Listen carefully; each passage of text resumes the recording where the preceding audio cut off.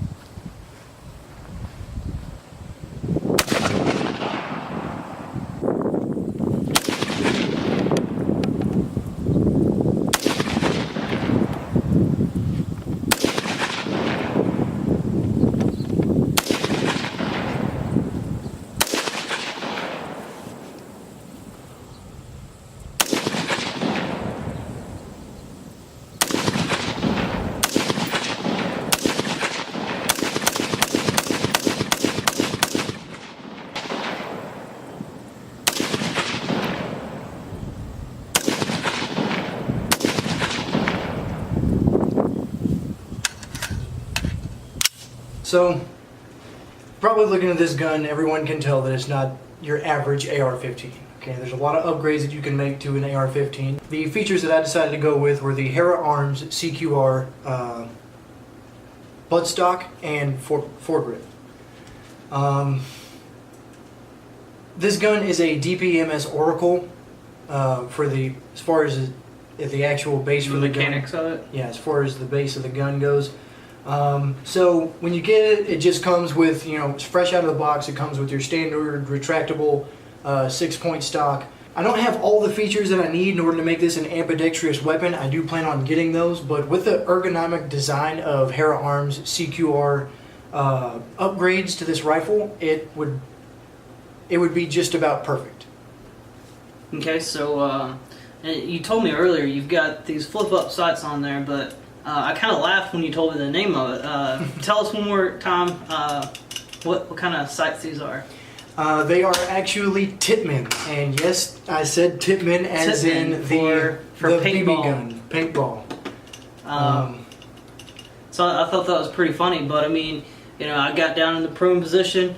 I looked through them. I mean, I think they work fine. I have had the Magpul, and I can't say that there's much of a difference between these two other than the price. Hey, you can't dog Magpul. Man. I love Magpul, but it's a little pricey at times. I'm a fan of Magpul. When we were taking shots down in the prone position, I've shot some other people's ARs with it when they had a bipod on it, or just rather larger caliber rifles.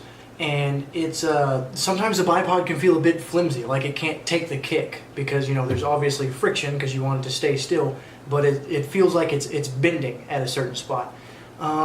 With this particular bipod, I wouldn't say it's cheaply made, but it's not exactly the best as far as stationary. What it does is it gives you a little bit of a rock whenever you have that kick, but it's smooth than like your average just punch in the shoulder. You're able to recover quickly, and it falls right back on target where it was supposed to be. All right, and any modifications, adjustments you've made to the barrel, flash hider, anything like that? Nope, flash hider I kept the same. I was thinking about changing it, but I haven't really put much thought into it after that. I know I did say something about the handguard, and then I didn't mention the fact, obviously anyone can tell that I've changed out the handguard from a 10-inch regular handguard that comes with an AR-15 to a 16-inch or a 15-inch Picatinny rail. Anyone that doesn't know, there's like 100,000 videos on YouTube. If you want to know how to change those out, you got to get a low-profile gas block. You got to get a certain amount of tools to change it out. It's annoying. So it's an expensive hobby, I guess is what he's trying to say.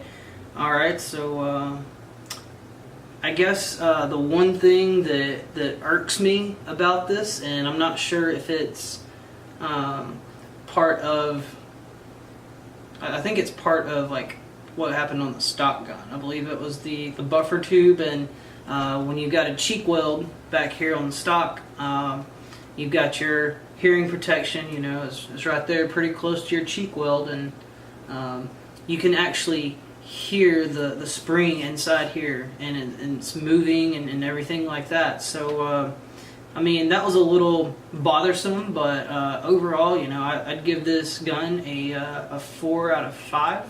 I really like this QCR. Is that what it was?